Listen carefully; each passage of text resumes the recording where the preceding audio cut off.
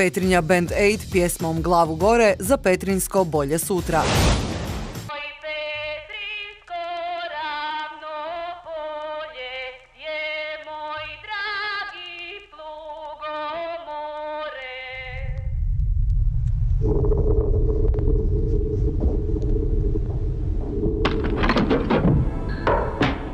Petrinjski glazbenici ujedinili su se pjesmom Glavu gore kako bi svojim sugrađanima pružili potporu i nadu u petrinjsko bolje sutra.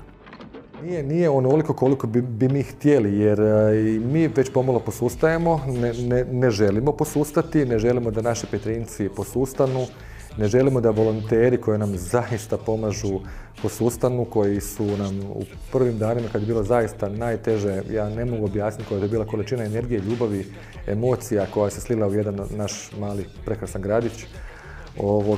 Glava gore bi nam nekakav moto, znači želimo poručiti svima da nije izgubljeno sve, da još možemo opet podići ovaj grad i živjeti u njemu. Kao što je potresni zvuk na petrinjskom području prije gotovo 3 mjeseca najavio razaranja koja su uslijedila, tako taj isti originalni zvuk upotrebljen na početku pjesme sada Petrinjce poziva na inat i hvatanje u koštac sa svim nedaćama. Stara petrinjska pjesma, a nakon toga dolazi zvuk originalnog potresa u Petrinji.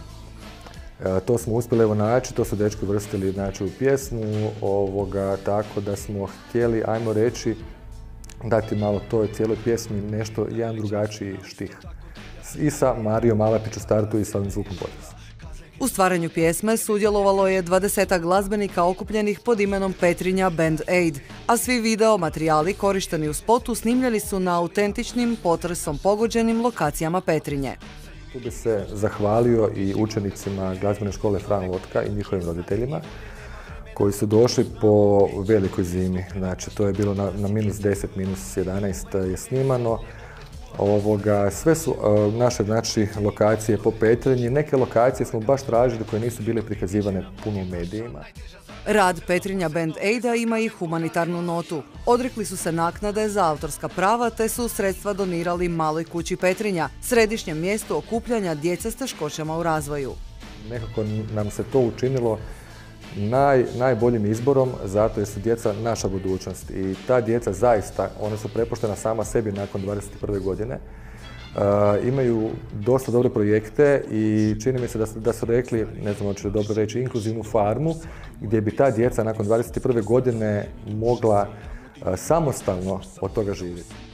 Osim potpore svojim sugrađanima, glazbenici pjesmom šalju i zahvalu svima koji su nesebično pomagali kada je to bilo najpotrebnije. Mnogi i dalje pomažu, a nažalost njihova će pomoć Petrinji još dugo biti potrebna.